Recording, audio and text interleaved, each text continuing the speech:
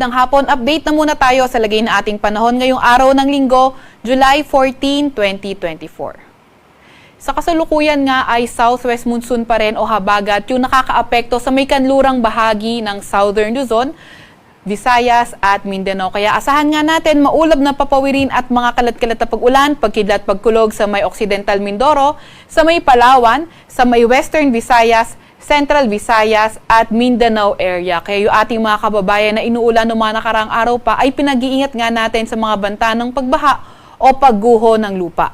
Para naman sa lagay ng panahon sa may Metro Manila at nalalabing bahagi ng bansa, asahan na natin yung partly cloudy to cloudy skies condition. May mga tsansa pa nga rin tayo ng mga localized thunderstorms. Yung ating mga kasamahan sa Regional Services Division ay maglalabas pa rin ng mga thunderstorm advisory, rainfall advisory o hindi kaya heavy rainfall warning kung kinakailangan.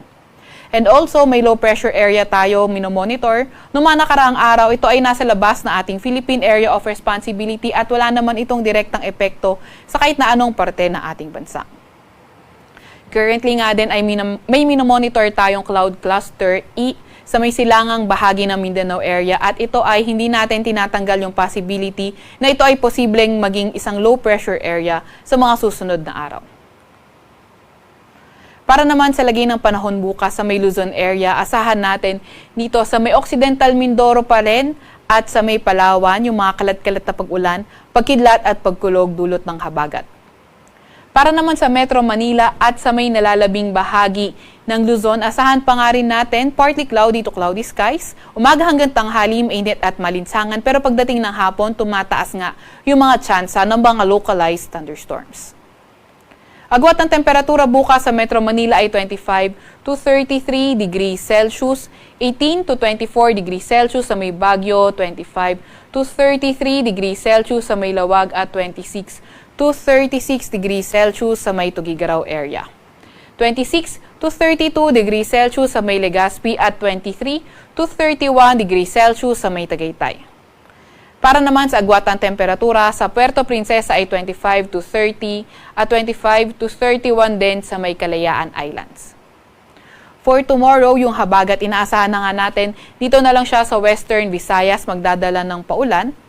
And then the rest of Visayas area, partly cloudy to cloudy skies condition pa rin with the usual rain showers and thunderstorms during afternoon. Para naman sa lagay ng panahon sa may Mindanao area, Zamboanga Peninsula, pati na rin sa may Davao Region, kabilang na nga yung mga nasa may southern portion ng Mindanao. Yun yung inaasahan natin na posible na magkaroon ng mga kalat-kalat na pag-ulan, pagkidlat at pagkulog. Pero the rest of Mindanao area, partly cloudy to cloudy skies condition na may mga chance pa nga rin ng mga localized thunderstorms. Agwat ang temperatura bukas sa may Cebu ay 26 to 32 degrees Celsius, 25 to 31 degrees Celsius sa may Iloilo, sa may Cagayan de Oro at Tacloban ay 25 to 32 degrees Celsius, 24 to 30 degrees Celsius sa may Zamboanga at 25 to 30 degrees Celsius naman sa may Davao. Wala pa rin naman tayong nakataas na gale warning sa kahit na anong baybayin ng ating bansa, pero pinag-iingat pa nga rin natin yung mga papalaot sa may kanlurang bahagi ng Southern Luzon, kanlurang bahagi ng Visayas at kanlurang bahagi ng Mindanao dahil posible maging katamtaman hanggang sa maalon ang karagatan. Para sa 3-day weather outlook ng mga pangunahing syudad natin, simulan natin sa may Luzon. Sa Metro Manila, Tuesday until Wednesday, patuloy pa nga rin yung fair weather conditions na may mga thunderstorm during afternoon.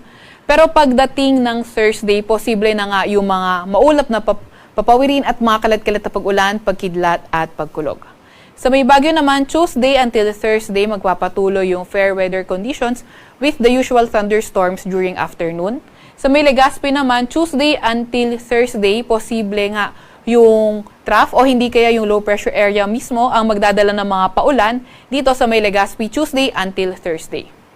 Sa Metro Manila, sa may Tuesday until Thursday, pinakamataas sa temperatura ay 33 degrees Celsius. Sa may Baguio naman, posibleng umabot ng 25 degrees Celsius ang maximum temperature at sa may Legazpi City ay 25 to 32 degrees Celsius yung magiging agwat ng temperatura. Para naman sa mga pangunahing syudad sa may Visayas area, sa Metro Cebu, Tuesday, Wednesday, Thursday, posible na ngang yung pagiging maulan ng buong araw at yung pinakamataas sa temperatura ay 31 degrees Celsius. Sa Iloilo City naman, pagdating ng Tuesday, asahan natin partly cloudy to cloudy skies na. Pero pagdating ng Wednesday and Thursday, yung habagat, posible na nga magdala mga kalat-kalat na mga pag-ulan, pagkidlat at pagkulog. 32 degrees Celsius, pinakamataas sa temperatura sa Iloilo City. At sa may Tacloban City naman, Tuesday until Thursday, posible kundi yung trough, yung LPA mismo, posible magdala ng mga kalat-kalat na pag-ulan, pagkidlat, pagkulog.